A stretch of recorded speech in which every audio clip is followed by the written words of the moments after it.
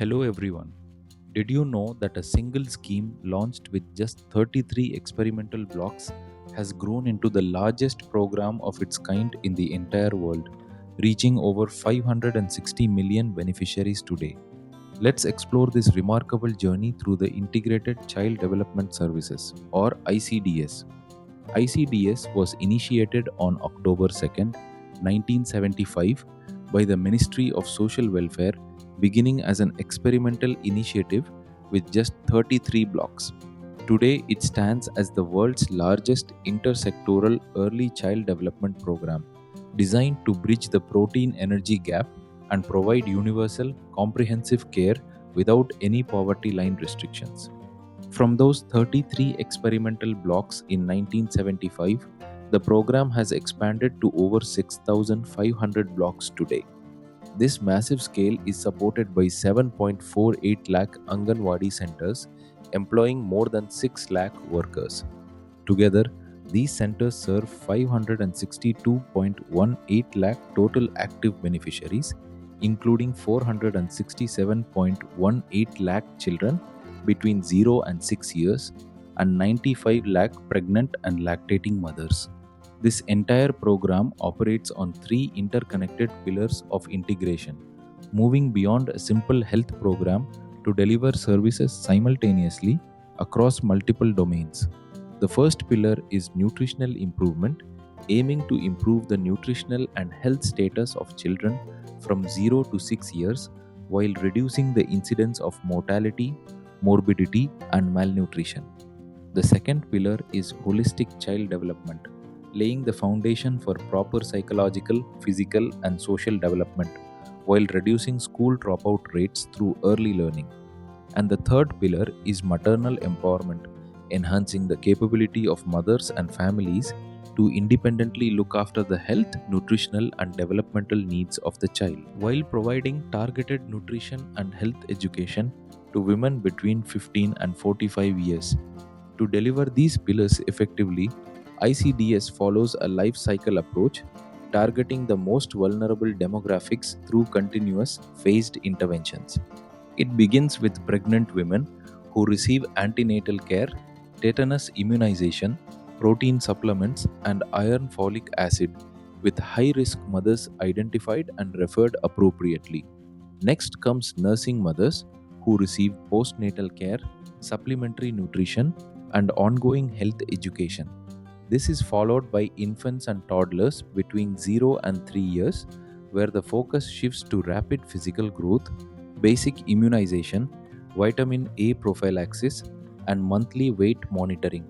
The cycle then moves to children between 3 and 6 years, where the focus expands to include non formal preschool education, school readiness, and quarterly weight monitoring. And finally, adolescent girls between 11 and 18 years are reintegrated into the care cycle through targeted schemes such as Kishori Shakti Yojana, Sapla, and the nutrition program for adolescent girls, focusing on self development, nutrition, literacy, and vocational skills. All of this is delivered through an integrated service package made up of 6 essential services, structurally divided between community delivered efforts and clinical health interventions. Community delivered services led by Anganwadi workers include supplementary nutrition, bridging the protein energy gap for 300 days a year, non formal preschool education, providing joyful and stimulating environments for children aged 3 to 6, and nutrition and health education, empowering women between 15 and 45 years regarding family health.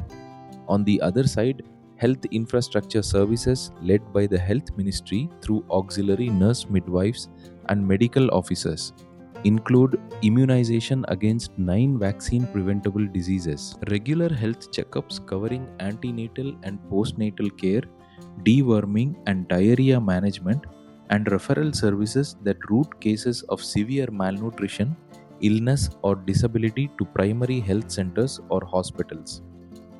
Let's look more closely at how nutritional improvement is actually operationalized. Supplementary feeding is a universal mandate, provided 300 days a year regardless of poverty line status. This is delivered through two mechanisms: take-home rations provided for children below 3 years of age and for all pregnant and lactating mothers, and hot cooked meals for children attending the Anganwadi Center, typically featuring a morning snack such as milk, banana, egg, or fortified food, followed by a full hot cooked meal.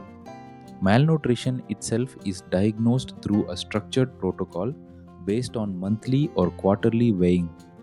First degree malnutrition is addressed through targeted nutrition and health education for mothers. Second and third degree malnutrition are addressed through therapeutic food and special supplementary feeding. And fourth degree malnutrition requires immediate referral for clinical hospitalization. This nutritional support follows a precise blueprint of macronutrient thresholds. Children below 3 years and children between 3 and 6 years are each targeted for 300 calories and 8 to 10 grams of protein. Pregnant and lactating mothers are targeted for 500 calories and 20 to 25 grams of protein. And severely malnourished children on medical advice are targeted for 600 calories and 16 to 20 grams of protein. Financial norms for this support range from 8 rupees for a standard child to 12 rupees for a severely malnourished child per day. Beyond nutrition, ICDS also fosters holistic child development through the Anganwadi itself, which literally means courtyard play center, and is designed as a natural, joyful, and stimulating environment using locally produced, inexpensive toys. This supports three areas of growth.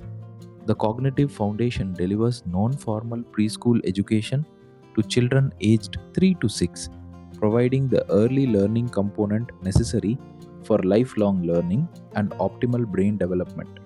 Social and behavioral growth focuses on developing desirable attitudes, values, and behavior patterns, preparing the child for primary schooling and directly aiming to reduce later dropout rates. And systemic support offers vital substitute care to younger siblings, freeing older siblings, often adolescent girls, to pursue their own education while also allowing mothers to work. While ICDS handles nutrition and education internally, it also acts as a facilitation gateway for clinical services delivered through the Reproductive Child Health Program. On the clinical side, this includes immunization against 9 vaccine preventable diseases, regular health checkups every 3 to 6 months to monitor developmental milestones, prophylaxis against vitamin A deficiency and anemia, routine deworming, and treatment for diarrhea, dysentery, and respiratory infections, and maintenance of detailed health records and delivery cards. On the maternal empowerment side, this includes specially organized courses conducted in the village and during home visits, equipping women between 15 and 45 years to independently manage their own health, nutrition, and development needs, and preparing families to identify early signs of growth faltering in their children. To understand exactly who delivers what, a master service matrix maps out this synchronized system of concurrent service delivery. For children below 3 years, supplementary nutrition is delivered by Anganwadi workers and helpers. Immunization is delivered by auxiliary nurse midwives and medical officers with Anganwadi worker assistants, and health checkups and referral services are jointly managed. For children between 3 and 6 years, the same pattern applies, with the addition of preschool education delivered solely by the Anganwadi worker. For pregnant and lactating mothers, the same core services apply, along with nutrition and health education. And for women between 15 and 45 years, only nutrition and health education applies, delivered jointly by Anganwadi workers and health staff. The placement of each Anganwadi center is also carefully governed by population thresholds to ensure universal coverage, especially for scheduled castes, scheduled tribes, and minorities. In rural and urban projects, with a block population of around 100,000, One Anganwadi Center serves a population of 400 to 800, with additional centers added for every extra 800 people. In tribal, riverine, desert, and hilly regions, with a smaller block population of around 35,000, one center serves a smaller population of 300 to 800, accounting for difficult terrain and scattered populations. For even smaller or underserved settlements, many Anganwadi centers serve populations of 150 to 400 in rural areas or 150 to 300 in tribal areas, and an Anganwadi on demand is mandated for any settlement with at least 40 children under 6, lacking a center. At the heart of this entire system is the frontline delivery network, relying on local honorary female workers acting as multi-purpose agents of social change. At the epicenter are the Anganwadi worker and helper, selected from the local community, who receive a modest monthly honorarium, historically around 938 to 1063 rupees for the worker and 500 rupees for the helper, along with non-monetary benefits like insurance and job preference. Their tasks include acting as a direct link to mothers, surveying the community, maintaining records, and organizing non-formal education. Moving upward, the supervisor, known as the Mukhya Sevika, mentors 20 to 25 Anganwadi workers and assists with record keeping and on-the-job training.